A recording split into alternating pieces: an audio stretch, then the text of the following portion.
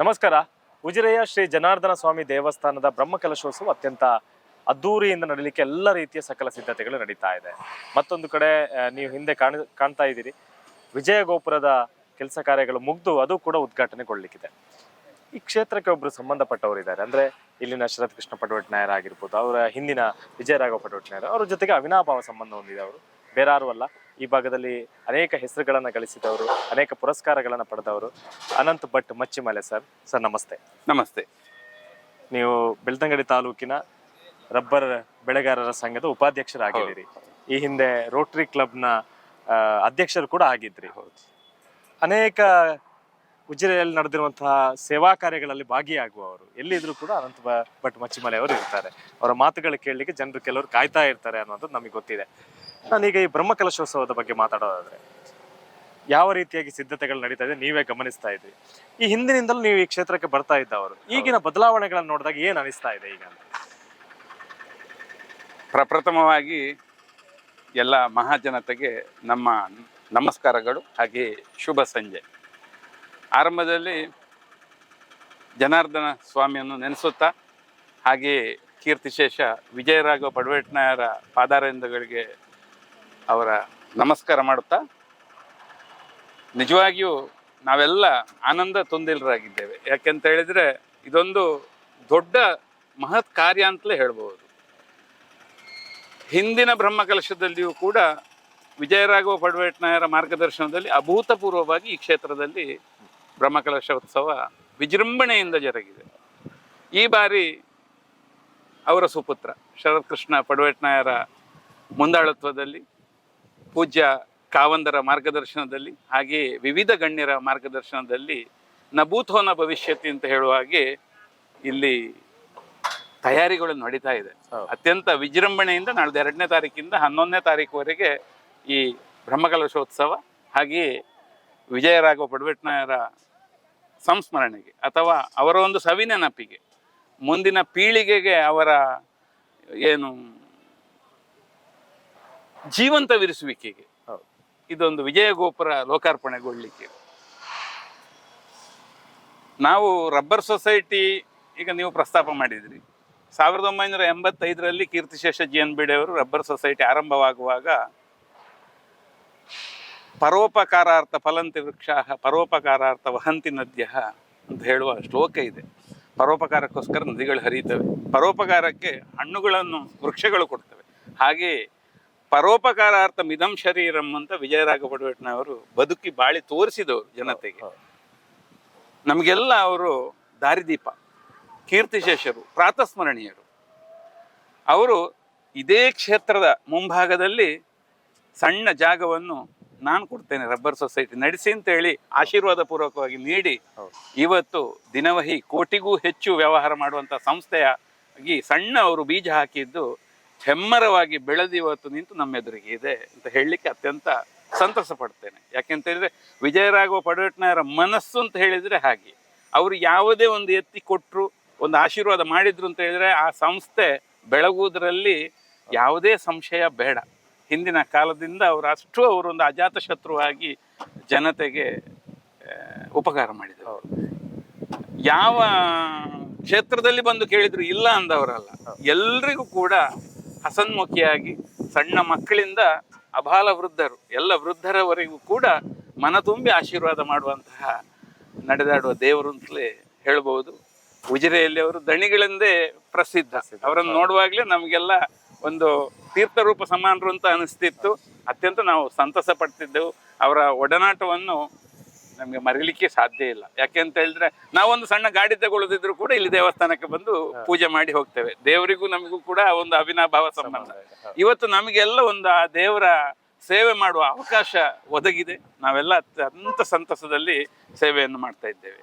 ಹಾಗೆ ಇನ್ನು ಶರತ್ ಕೃಷ್ಣ ಪಟವಟ್ನಾಯರ ಬಗ್ಗೆ ಹೇಳುವುದಾದ್ರೆ, ತಂದೆಯವರು ಹಾಕಿಕೊಟ್ಟಂತಹ ಒಂದು ಆ ಚೌಕಟ್ಟಿನಲ್ಲಿ ಧಾರ್ಮಿಕ ವಿಷಯ ಇರ್ಬೋದು, ಸಾಮಾಜಿಕವಿರ್ಬೋದು, ಪ್ರತಿಯೊಂದು ಸೇವಾ ಕ್ಷೇತ್ರದಲ್ಲಿ ತಂದೆಯನ್ನು ಮೀರದೆ ಆ ರೀತಿ ತಂದೆಯ ಏನು ಒಂದು ರೇಖೆ ಉಂಟು ಅದೇ ದಾರಿಯಲ್ಲಿ ನಡೀತಾ ಇದ್ದಾರೆ.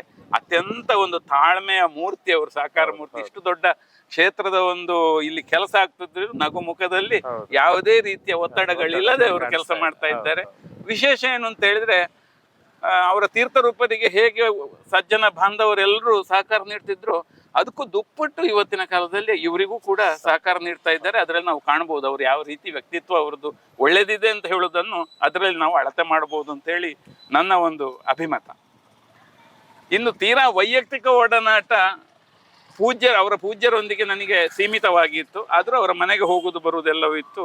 ನಮಗೆ ಒಳ್ಳೆ ಆಶೀರ್ವಾದವನ್ನು ಕೊಟ್ಟಿದ್ದಾರೆ, ಅವರಿಂದಾಗಿ ನಾವು ಒಳ್ಳೆಯದಾಗಿದ್ದೇವೆ. ಶರತ್ ಕೃಷ್ಣ ಪಡವಟ್ನಾಯರು ಮತ್ತೆ ನಾವು ರೋಟರಿಯಲ್ಲಿಯೂ ಮಿತ್ರರು, ಹೀಗೆ ಕ್ಷೇತ್ರದಲ್ಲಿಯೂ ಮಿತ್ರರು. ಮತ್ತೆ ಅವರು ಎಲ್ಲರನ್ನೂ ಕೂಡ ಒಂದು ಸಹಮತದಲ್ಲಿ ಕೊಂಡೊಯ್ಯುವಂತಹ ಮಹಾನ್ ಶಕ್ತಿ ಅವರಲ್ಲಿದೆ. ನಾವು ಹಲವಾರು ಬಾರಿ ರೋಟರಿ ಕಾರ್ಯಕ್ರಮಗಳಿಗೆ ಒಟ್ಟಿಗೆ ವಿದೇಶ ಪ್ರವಾಸ ಹೋದದ್ದು ಉಂಟು, ಭಾರತದೊಳಗೆ ಪ್ರವಾಸ ಹೋದದ್ದು ಉಂಟು. ಆವಾಗಲೂ ಕೂಡ ಮಿತಭಾಷಿ, ಮೃದುಭಾಷಿ, ಎಲ್ಲರೊಟ್ಟಿಗೆ ಒಂದು ಸಮನ್ವಯದಲ್ಲಿ ಹೋಗುವಂತಹ ಒಳ್ಳೆಯ ವ್ಯಕ್ತಿತ್ವ ಅವರದ್ದು. ಇವತ್ತಿನ ಈ ಏನು ಬ್ರಹ್ಮಕಲಶೋತ್ಸವ 2ನೇ ತಾರೀಕಿಂದ ಆರಂಭಗೊಂಡು 11ನೇ ತಾರೀಕಿಗೆ ಅವರ ನೇತೃತ್ವದಲ್ಲಿ ಆಗ್ಲಿಕ್ಕಿದೆ. ಇದು ಅತ್ಯಂತ ಅಭೂತಪೂರ್ವವಾಗಿ ಯಶಸ್ವಿಯಾಗಿ ನ ಭೂತೋ ನ ಭವಿಷ್ಯತಿ ಅಂತ ನಡೀಲಿ ಅಂತ ಹೇಳಿ ನಾವೆಲ್ಲರೂ ಆ ಭಗವಂತನಲ್ಲಿ ಪ್ರಾರ್ಥಿಸುತ್ತೇವೆ. ಧನ್ಯವಾದ. ಏನಾದರೂ ನಿಮಗೆ ನೆನಪಿರುವ ಘಟನೆಗಳು ಇಲ್ಲಿ ಬಂದಾಗ ದೇವರಲ್ಲಿ ಪ್ರಾರ್ಥನೆ ಮಾಡ್ತಂತ ಸಂದರ್ಭದಲ್ಲಿ ಕೆಲವರೆಲ್ಲ ಹೇಳಿದ್ರು ನಮ್ಮ ಹತ್ರ, ಇಲ್ಲಿ ಪ್ರಾರ್ಥನೆ ಮಾಡಿದ ಎಲ್ಲ ಯಶಸ್ಸಾಗಿದೆ ಅಂಥದ್ದು ಏನಾದ್ರೂ ಇದೆಯಾ? ಯಾವಾಗ ಖಂಡಿತ ಇದೆ. ನಾನು ಆರಂಭದಲ್ಲಿ ಒಂದು ಸ್ವಿಫ್ಟ್ ಕಾರ್ ತಗೊಂಡಾಗ ಇಲ್ಲಿ ಹೊಳ್ರಲ್ಲಿ ಅರ್ಚಕರಲ್ಲಿ ಪೂಜೆ ಮಾಡಿಸಿದಾಗ ನಾನು ಮುಂದೆ ದೊಡ್ಡ ಕಾರ್ ತೆಗಿಬೇಕು ಅಂತ ಹೇಳೋದನ್ನ ನಾನು ನನ್ನಷ್ಟಕ್ಕೆ ದೇವರಲ್ಲಿ ಬೇಡ್ಕೊಂಡಿದ್ದೆ. 4 ವರ್ಷದಲ್ಲಿ ಅದರಿಂದ ದೊಡ್ಡ ಕಾರ್ ತೆಗೆಯುವ ಭಾಗ್ಯ ದೇವರು ನಮಗೆ ಕರುಣಿಸಿದ್ದಾರೆ.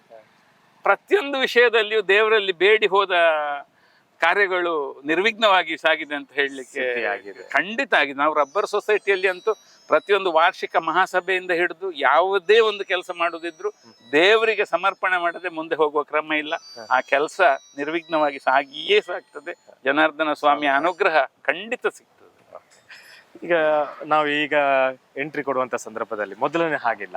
ಒಳಗಡೆ ನೋಡಿದಾಗ ವಾಸ್ತುಶಿಲ್ಪ ಬದಲಾಗಿದೆ, ಒಳಗಿನ ಚೌಕಟ್ಟುಗಳು ಬದಲಾಗಿದೆ, ವಿಜಯ ಗೋಪುರವು ಬಂದಿದೆ. ಮತ್ತೆ ಆ ಕಡೆ ಹೋದಾಗ ತಯಾರಿಗಳು ನೋಡಿದಂತ ಸಂದರ್ಭದಲ್ಲಿ ಅನ್ನಛತ್ರ ಆಗಿರ್ಬೋದು, ಎಂತಹ ಒಂದು ವಿಭಿನ್ನತೆ ನಾವು ಈ ಬಾರಿಯ ಈ ಒಂದು ಬ್ರಹ್ಮಕಲಶೋತ್ಸವದಲ್ಲಿ ಕಾಣ್ತಾ ಇದ್ದೇವೆ ಅನ್ನುವಂಥ. ನಿಜವಾಗಿಯೂ ನೀವು ಹೇಳಿದಂತ ವಿಷಯ ಅದ್ಭುತ. ಇದು ಯಾರ ಕಲ್ಪನೆಗೂ ನಾವು ಕಂಡಿರ್ಲಿಕ್ಕಿಲ್ಲ. ದೇವಸ್ಥಾನದ ಮುಂಭಾಗದಲ್ಲಿರುವ ಹಳೆಯ ಕಟ್ಟಡಗಳೆಲ್ಲ ಹೋಗಿ ಇಲ್ಲಿಯ ವಾತಾವರಣವೇ ಚೇಂಜ್ ಆಗಿದೆ. ದೇವಸ್ಥಾನದ ಒಳಗಡೆಯೂ ಕೂಡ ಅತ್ಯಂತ ಸುಂದರವಾಗಿ ಎಲ್ಲ ಕೆಲಸ ಕಾರ್ಯಗಳು ಮೂಡಿ ಬಂದಿದೆ. ವಿಜಯ ಗೋಪುರವೂ ಹಾಗೆ ಬಹಳ ದೂರದಿಂದಲೇ ನೋಡುವಾಗ ಮನಸ್ಸು ಆನಂದದಿಂದ ತುಂಬುತ್ತದೆ. ಅನ್ನಛತ್ರದ ತಯಾರಿ ಇರ್ಬೋದು, ಊಟದ ಅದು ವಿಶಿಷ್ಟವಾದ ಏನು ಬೋದಿಗೆಯ ಕಂಬದ ರಚನೆ ಬಹಳ ಚಂದ ಕಾಣ್ತದೆ. ಚಪ್ಪರದ ವ್ಯವಸ್ಥೆಗಳಿರ್ಬೋದು, ರಥಬೀದಿಯ ಅಲಂಕಾರ ಇರ್ಬೋದು, ಪ್ರತಿಯೊಂದರಲ್ಲಿಯೂ ಅಚ್ಚುಕಟ್ಟು. ಮತ್ತೆ ಪ್ರತಿಯೊಬ್ಬನು ತನಗೆ ವಹಿಸಿದ ಏನು ಜವಾಬ್ದಾರಿಗಳನ್ನು ಅತ್ಯಂತ ಶಿಸ್ತಿನಿಂದ ಬಹಳ ಚಂದವಾಗಿ ನಿರ್ಮಾಣ ಮಾಡ್ತಾ ಇದ್ದಾರೆ. ಖಂಡಿತವಾಗಿಯೂ ನಾಳಿನ ಕಾರ್ಯಕ್ರಮ ನಮಗೆಲ್ಲ ಒಂದು ಏನು ನೆನಪಿನಲ್ಲಿ ಉಳಿಯುವಂತಹ ಒಂದು ಸುವರ್ಣಾಕ್ಷರದಲ್ಲಿ ಬರೆದಿಡುವಂತಹ ಕಾರ್ಯಕ್ರಮ ಅಂತ ಹೇಳಲಿಕ್ಕೆ ಹೆಮ್ಮೆ ಆಗ್ತದೆ. ಇನ್ನೊಂದು ವಿಚಾರ, ಈ ಬಾರಿ ಅನೇಕರು ಸ್ವ ಇಚ್ಛೆಯಿಂದ ಬರ್ತಾ ಇದ್ದಾರೆ, ಸಮರೋಪಾದಿಯಲ್ಲಿ ಬರ್ತಾ ಇದ್ದಾರೆ. ನಾವು ಸೇವೆ ಮಾಡ್ತೇವೆ, ನಾವು ಶ್ರಮದಾನ ಮಾಡ್ತೇವೆ ಅನ್ನೋದು ನೀವು ಗಮನಿಸಬಹುದು. ಒಂದೊಂದು ಗುಂಪಿನ ತಂಡ ಆ ಕೆಲಸ ಈ ಕೆಲಸ. ಇವತ್ತು ನೋಡಿ ಒಂದು ಕ್ರೈಸ್ತ ಬಾಂಧವರು ಕೂಡ ಇಲ್ಲಿ ಶ್ರಮದಾನವನ್ನು ಮಾಡ್ತಾ ಇದ್ರು, ಸ್ವಚ್ಛತೆ ಮಾಡ್ತಾ ಇದ್ರು. ಅಂತಹ ಬೇರೆ ಬೇರೆ ಬೇರೆ ಬೇರೆ ಗುಂಪುಗಳು ಬೇರೆ ಬೇರೆ ಗ್ರಾಮದಿಂದ ಬಂದು ಸೇವೆಯನ್ನ ಮಾಡ್ತಾ ಇದ್ದಾರೆ. ಇದು ಒಂದು ಅದ್ಭುತ ಒಂದು ಕಾರ್ಯಕ್ರಮ ಅಂತ ಅನಿಸ್ತಾ ಇದೆ. ಖಂಡಿತ ಇದು ಈ ದೇವಸ್ಥಾನದ ಆಡಳಿತ ಮುಕ್ತೇಶ್ವರರು ಹಾಗೂ ಆಡಳಿತ ಮಂಡಳಿಯ ಒಂದು ಅಭೂತಪೂರ್ವವಾದ ಕಲ್ಪನೆಯೊಂದಿಗೆ ಮನೆ ಭೇಟಿಯನ್ನು ಮಾಡಿದ್ರು. ಇದು ನಿಜವಾಗಿಯೂ ಪ್ರತಿ ಗ್ರಾಮದಲ್ಲಿ ಆಗಬೇಕಾದಂತು. ಉಜಿರೆ ಗ್ರಾಮದ ಸುಮಾರು 4,000 ಮನೆಗಳಿರ್ಬೋದು, ಹತ್ತಿರದ ಗ್ರಾಮಗಳ 100 ಮನೆಗಳಿಗೆ ದಣಿಯವರೇ ಭೇಟಿ ನೀಡಿ ಅವ್ರು ಯಾವತ್ತೂ ಕೂಡ ಏನು ಆರ್ಥಿಕ ರೂಪದಲ್ಲಿ ನೆರವು ನೀಡಿ ಅಂತ ಕೇಳಿದ್ದಲ್ಲ, ದೇವಸ್ಥಾನಕ್ಕೆ ಬಂದು ಈ ಕಾರ್ಯದಲ್ಲಿ ಕೈ ಜೋಡಿಸಿ ಅಂತ ಹೇಳಿದಾಗ ಎಲ್ಲರೂ ಮನ ತುಂಬಿ ದೇಣಿಗೆಯನ್ನು ತಾವಾಗಿ ಬಂದು ಕೊಡುವ ಚಿತ್ರಣವನ್ನು ಇಲ್ಲಿ ನಾವು ನೋಡ್ತಾ ಇದ್ದೇವೆ. ಇದು ಬಹುಶಃ ನಮ್ಮ ಭಾರತದಾದ್ಯಂತ ನಡಿಬೇಕಾದಂತ ಕಾರ್ಯಕ್ರಮ. ಮನೆಗಿಂತ ದೇವಸ್ಥಾನ ದೊಡ್ಡದು. ಆದ ಕಾರಣ ಪ್ರತಿಯೊಬ್ಬನೂ ಕೂಡ ದೇಣಿಗೆಯನ್ನು ದೇವಸ್ಥಾನಕ್ಕೆ ನಾವು ಕೊಂಡೋಗಿ ಕೊಡಬೇಕು ವಿನಃ ದೇಣಿಗೆಗೋಸ್ಕರ ನಾವು ಮನೆಗೆ ಹೋಗುವ ಪರಿಪಾಠ ಅದು ಇರಬಾರದು. ಅದನ್ನು ಮಾದರಿಯಾಗಿ ನಮ್ಮ ದೇವಸ್ಥಾನದ ಆಡಳಿತ ಮಂಡಳಿ ತೋರಿಸಿಕೊಟ್ಟಿದೆ. ಪ್ರತಿ ಮನೆಯವರಿಗೂ ಹೋಗಿ ಆಮಂತ್ರಣ ನೀಡಿದೆ, ದೇವಸ್ಥಾನಕ್ಕೆ ಬನ್ನಿ, ಅಭಿವೃದ್ಧಿ ಕಾರ್ಯಕ್ರಮದಲ್ಲಿ ಕೈ ಜೋಡಿಸಿ ಅಂತ ಹೇಳುವ ಪ್ರಾರ್ಥನೆಯೊಂದಿಗೆ ಈ ಕಾರ್ಯಕ್ರಮಕ್ಕೆ ಇಳಿದ ಕಾರಣ ಇದು ಎಷ್ಟು ಅಭೂತಪೂರ್ವವಾಗಿ ಆಗಿರಬಹುದು ಅಂತ ಹೇಳುವಂಥದ್ದು ನನ್ನ ಅನಿಸಿಕೆ. ನಿಮ್ಮ ಪ್ರಕಾರ, ನಿಮ್ಮ ಒಂದು ನೆನಪಿನ ಪ್ರಕಾರ ಮೊದಲನ ವ್ಯಕ್ತಿ ಅಂತ ಅನಿಸ್ತಾ ಇದೆ ಇವರೇ ಮನೆ ಮನೆಗೆ ಭೇಟಿ ನೀಡಿ ಎಲ್ಲರನ್ನ ಒಂದು ಕರೆಯುವಂತ ಕೆಲಸವನ್ನ ಮಾಡಿರೋದು ಅಲ್ವಾ? ಬಹುಶಃ ರಶೀದಿ ಪುಸ್ತಕ ಇಲ್ಲದೆ ಮನೆಗೆ ಭೇಟಿ ನೀಡಿ ಎಲ್ಲರನ್ನೂ ಒಂದು ಸವಿನಯ ಪೂರ್ವಕ ಆಮಂತ್ರಣ ನೀಡಿ ಮಾಡಿದ್ದು ಇದೇ ಪ್ರಥಮ ಇರಬಹುದು ಅಂತ ನನಗೆ ಅನ್ನಿಸ್ತದೆ. ನನ್ನ ಅಲ್ಪ ತಿಳುವಳಿಕೆಯಲ್ಲಿ ಬೇರೆ ಕಡೆ ನಡೆದಿರಬಹುದು, ಇಲ್ಲ ಅಂತ ಹೇಳಲಿಕ್ಕೆ ಆಗೋದಿಲ್ಲ.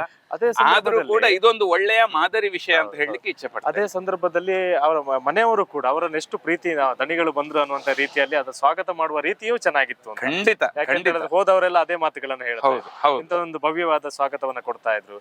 ಅವ್ರಿಗೊಂದು ದೇವರೇ ಮನೆಗೆ ಬಂದ್ರ ಅನ್ನುವಂತ. ನಿಜವಾಗಿ ಅವರು ಬರುವುದೇ ನಮ್ಮ ಒಂದು ಹೆಮ್ಮೆ, ನಮ್ಮ ಒಂದು ಭಾಗ್ಯ. ಯಾಕೆ ಅಂತ ಹೇಳಿದ್ರೆ ಇಷ್ಟೊಂದು ಒತ್ತಡದಲ್ಲಿಯೂ ಕೂಡ ಅವರು ಸುಮಾರು 6 ತಿಂಗಳ ಹಿಂದಿನಿಂದ ಈ ಕಾರ್ಯಕ್ಕೆ ಇಳಿದಿದ್ರು. ಅದರ ಫಲಶ್ರುತಿ ಇವತ್ತು ಇಲ್ಲಿ ಬಹಳ ಚೆನ್ನಾಗಿ ಕಾಣ್ತಾ ಇದೆ ಅಂತ ಹೇಳಲಿಕ್ಕೆ ಸಂತಸ ಪಡ್ತೇನೆ. ಓಕೆ ಸರ್, ಇಷ್ಟೊತ್ತು ನಮ್ಮ ಜೊತೆಗೆ ಮಾತಾಡಿದ್ರಿ, ನಿಮ್ಮ ಹಲವು ನೆನಪುಗಳನ್ನ ನಮ್ಮ ಜೊತೆಗೆ ಹಂಚ್ಕೊಂಡ್ರಿ. ನೋಡೋಣ ದೇವಸ್ಥಾನದ ಈ ಒಂದು ಬ್ರಹ್ಮಕಲಶೋತ್ಸವ ಏನಿದೆ ಅದು ದೊಡ್ಡ ಮಟ್ಟದ ಅದ್ದೂರಿ ಆಗ್ಲಿ ಅನ್ನುವಂತಹ ನಿಮ್ಮಂತವರ ಸಹಕಾರದಿಂದ, ಬೇರೆ ಬೇರೆ ಗಣ್ಯರ ಸಹಕಾರದಿಂದ, ಸಾಮಾನ್ಯ ಜನರ ಸಹಕಾರದಿಂದ ಯಶಸ್ವಿ ಆಗ್ಲಿ ಅನ್ನೋಂತ. ಖಂಡಿತ U+ ವಾಹಿನಿಗೂ ನಮ್ಮ ಧನ್ಯವಾದಗಳನ್ನು. ಕೊನೆಯದಾಗಿ ಒಂದು ಈಗ ನಿಮ್ಮ ಸ್ವಾಗತವನ್ನ ಕೋರೋದಾದ್ರೆ ಯಾವ ರೀತಿಯಾಗಿ ಸ್ವಾಗತ ಕೊಡ್ತೀರಿ ಬರುವಂತ ವೀಕ್ಷಕರಿಗೂ? ಎಲ್ಲ ಸಮಸ್ತ ನಾಡಿನ ಭಗವದ್ಭಕ್ತ ಜನರು ನಾಡ್ದು 2ನೇ ತಾರೀಕಿನಿಂದ 11ನೇ ತಾರೀಕಿನವರೆಗೆ ಉಜಿರೆಯಲ್ಲಿ ನಡೆಯುವ ಏನು ವಿಜಯಗೋಪುರ ಲೋಕಾರ್ಪಣೆ ಹಾಗೆಯೇ ದೇವರಿಗೆ ಅಷ್ಟಬಂಧ ಬ್ರಹ್ಮಕಲಶೋತ್ಸವ ನಡೀಲಿಕ್ಕಿದೆ. ತಾವೆಲ್ಲರೂ ಈ ಕಾರ್ಯಕ್ರಮದಲ್ಲಿ ಭಾಗಿಯಾಗಿ ದೇವರ ಒಂದು ಅನುಗ್ರಹಕ್ಕೆ ಪಾತ್ರರಾಗಿ ಅಂತ ಹೇಳಿ ಎಲ್ಲರಲ್ಲಿ ಸವಿನಯ ಪೂರ್ವಕ ಭಿನ್ನಹ ಮಾಡ್ತೇನೆ. ಧನ್ಯವಾದಗಳು.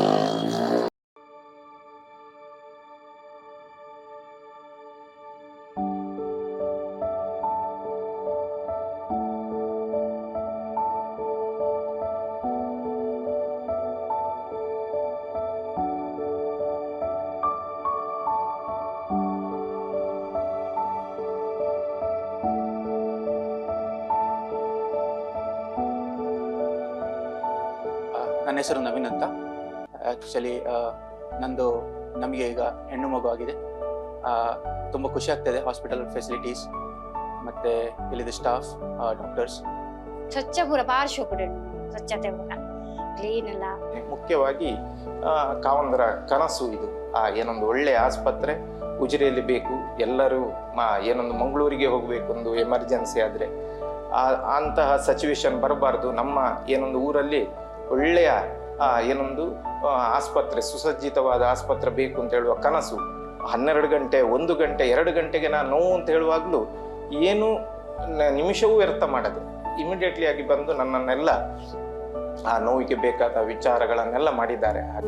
ಪಾರ್ಶ್ವಕಡೆ ಭೂಪೇರು ಡಾಕ್ಟರ್ ಸ್ವರ್ಣಲತಾ ಡಾಕ್ಟರ್ ಎಂಕ್ಲ ಅದಕ್ಕ ಬೊಕ್ಕ ಬಾಲೆ ಒಂಚೂರು ತೊಂದರೆ ಉಂಡು ಇತ್ತೆ ನೆಟ್ ಐಶ್ವರ್ಯುಲ್ಲ ಬಾಲೆ ಅಣ್ಣೆಲ್ಲ ಬಾರ್ಲ ಆ ಕಡೆ ಹೂ ಒಂದುಲ್ಲೇರು ಖುಷಿ ಅನ್ನೆಗ್ಲೆ ಮೂರು ಬಾರಿ.